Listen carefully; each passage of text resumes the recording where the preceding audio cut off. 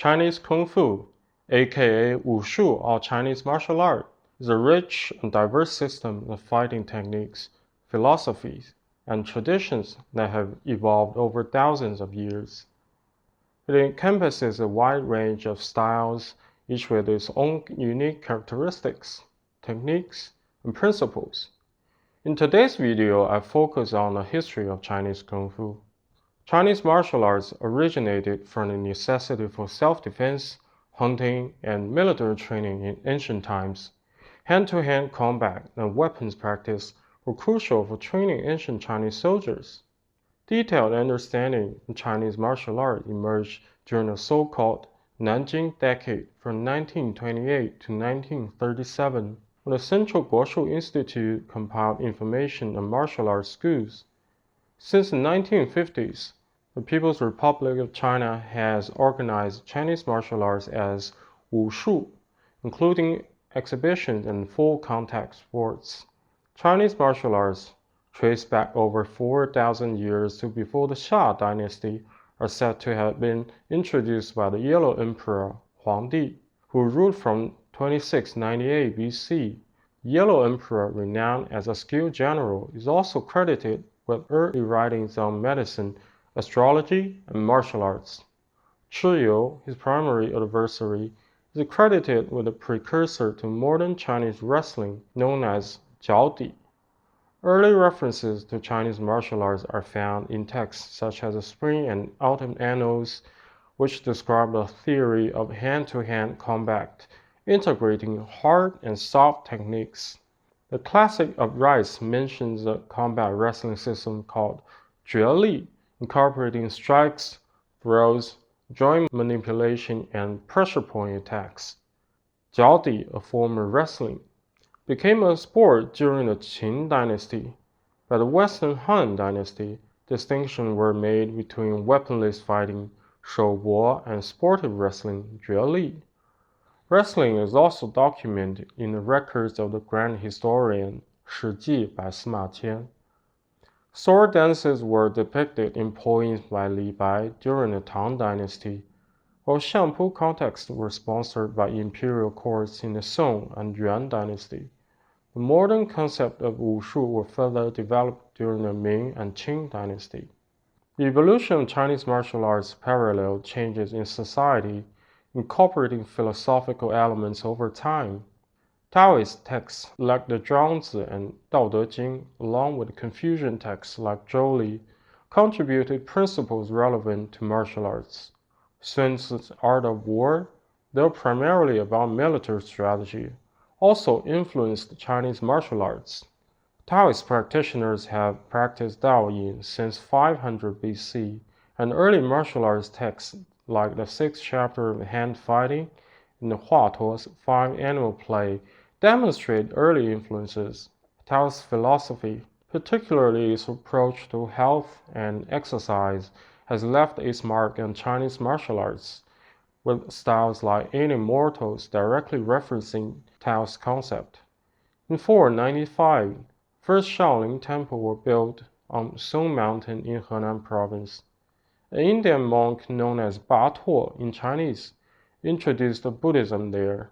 Historical records suggest that Ba Tuo's first Chinese disciples, Hui Guan and Song Chou, were skilled in martial arts. Song Chou's expertise with the Ting staff is documented in Chinese Buddhist texts. Another Indian monk known as Da Mo in Chinese arrived at Shaolin in 527. His Chinese disciple Hui Ke was also a highly skilled martial artist. It's believed that these 3 Chinese Shaolin monks, Hui Guan, Song Chou, and Hui Ke, may have had a military background before becoming monks. The Shaolin style of Kung Fu is among the earliest organized Chinese martial arts. The oldest documented evidence dates back to a stele from 728, which records their defense against bandits in 610 and their role in Battle of Hulao in 621. However, between the 8th and 15th century, there are no records of Shaolin combat activities. Between the 16th and the 17th century, evidence suggests Shaolin monks practiced martial arts, integrating it into monastic life. The legend of Damo's creation of Shaolin Kung Fu originates from this period, likely stemming from the Ming period's Yi Jin Jing, a text attributed to Damo written in 1624. In late Ming literary works, references to martial art practice at Shaolin are widespread, appearing in epitaphs, manuals, encyclopedias, historical writings, travelogues, fiction, and poetry. While these sources don't specify a particular style originating from Shaolin, they do describe Shaolin's methods of armed combat, particularly their renowned staff techniques. Ming General Qi Jiguang's book, Ji Xiao Xin Shu, includes description of Shaolin Kung Fu and staff techniques, which later influenced martial arts development in regions like Okinawa and Korea. Many traditional Chinese martial arts gained popularity in the 20th century due to societal changes. Styles like Ba Gua Zhang, drunken boxing, eagle claw, and others flourished as China underwent dramatic shifts. In 1900 to 1901, the Boxer Rebellion erupted against foreign occupier missionaries. Emperor Dowager Cixi attempted to exploit the rebellion, but its failure led to the fall of Qing dynasty and the birth of Chinese Republic. The Republican period from 1912 to 1949 significantly shaped the perception of Chinese martial arts. With the Qing dynasty's collapse and amid Japanese invasion and civil war, martial arts became more accessible, seen as a means to foster national pride.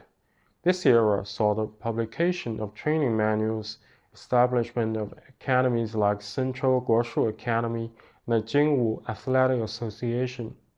An organization of competitions, the term Guoshu, national art, was introduced to emphasize national pride over individual accomplishment. In 1958, the All China Wushu Association was formed to standardize martial arts training, introducing standardized forms and curriculums. Traditional teaching was relaxed during the Reconstruction era, leading to the re-evaluation of Wushu in 1979 and the establishment of Chinese National Research Institute of Wushu in 1986. Changing government policies in the late 20th century, including the closure of the State Sports Commission in 1998, shifted towards a more market-driven approach to sports. Consequently, both traditional styles and modern wushu are promoted by the Chinese government. Chinese martial arts have had a significant impact on 20th century popular culture, particularly through wuxia fiction and films. While wuxia faced suppression once, it flourished in Hong Kong, leading to the global popularity of kung fu movie from the 1970s. Despite a decline in the late 1990s, there has been a revival of Chinese-produced wuxia films, particularly following the success of Ang Lee's Crouching Tiger, Hidden Dragon in 2000. Alright, that's a brief history of Chinese Kung Fu. I hope you enjoy it. Please give me a thumbs up, subscribe to my channel, and turn on the notification bell. If you have time, why not stick around and check out my other videos. See you in the next one. Bye.